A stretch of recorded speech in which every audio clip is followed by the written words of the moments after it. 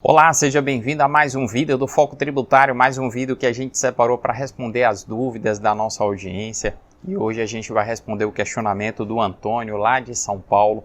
Ele nos mandou uma pergunta que certamente vai envolver aí uma série de dúvidas que muitas pessoas têm em outras partes do Brasil também. E por isso, Antônio, a gente selecionou a sua dúvida para esclarecer todos esses aspectos que você pontuou.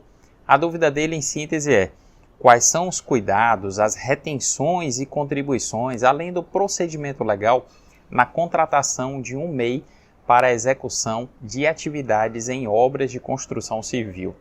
E aqui, Antônio, a gente começa pontuando que uma das razões da contratação de MEI envolver tantas dúvidas, principalmente no que diz respeito à tributação desse tipo de contratação, é que o MEI ele se apresenta com o seu CNPJ. Todo MEI é inscrito no Cadastro Nacional de Pessoas Jurídicas. Mas será que o tratamento dele, para efeito de todos os tributos, é um tratamento de uma pessoa jurídica? A gente vai ver que não. Há situações previstas na legislação em que a gente trata a nota fiscal do MEI como se fosse um pagamento de um recibo a uma pessoa física. E isso especialmente no que diz respeito ao INSS. Vamos começar pontuando. O MEI ele é considerado um contribuinte individual de acordo com a legislação. E quando se contrata serviços de contribuinte individual, não sendo MEI, via de regra a gente tem a incidência da chamada contribuição patronal e a obrigação da pessoa jurídica reter o INSS do contribuinte individual. Quando se contrata um MEI, apesar de ele ser um contribuinte individual, a gente pode dizer não incide a retenção, mas a contribuição patronal ela incide a depender do tipo de serviço. E os serviços que geram para o tomador a obrigação de recolher a patronal são apenas os serviços de eletricidade, hidráulica, pintura, alvenaria e a manutenção ou reparo de veículos. Para eu ter certeza de que eu não errei nada, diz o parágrafo 1º, artigo 18b, lá da Lei Complementar do Simples Nacional, que são os serviços de hidráulica, eletricidade, pintura, alvenaria, carpintaria, que eu havia esquecido de falar, e de manutenção ou reparo de veículos. Nessas hipóteses, o tomador paga a nota fiscal do MEI com o CNPJ do MEI, mas curiosamente ele vai ter que tratar aquilo como um pagamento a uma pessoa física. E aí você fala dos procedimentos legais na contratação de MEI, além de a gente estar falando aqui da contribuição previdenciária que incide sobre essa operação, ou seja, é algo que vai onerar o tomador de serviço, vai tornar a operação mais cara. O tomador tem que ter o cuidado também de exigir as informações do MEI enquanto contribuinte individual, porque diz a legislação que ele precisa cumprir também as obrigações acessórias inerentes à incidência dessa contribuição. Isso significa, na prática, que algumas empresas têm que exigir as informações do MEI para efeito de prestação de informações no E-Social, e outras para prestar essas informações na GFIP, a depender do perfil do tomador de serviço. Não há incidência da retenção do INSS. O INSS só incide na forma patronal e isso mesmo apenas nos serviços que eu mencionei. Agora, o que é importante a gente pontuar aqui, já falando um pouco mais especificamente da sua dúvida. Veja que o legislador teve essa preocupação de onerar a contratação de MEI em alguns serviços, e a maioria desses serviços relacionados justamente à atividade de construção civil. E isso porque há uma grande preocupação do legislador em as empresas contratarem microempreendedores individuais para substituir a mão de obra de empregados.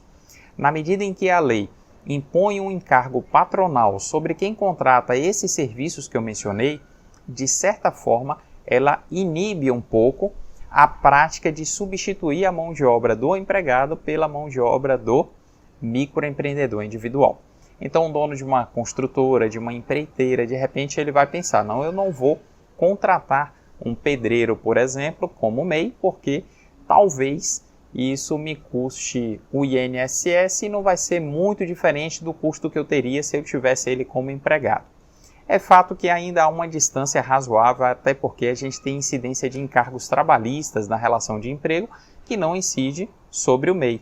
Agora, qual é o grande cuidado, a grande cautela que a gente adverte que a sua empresa deva ter?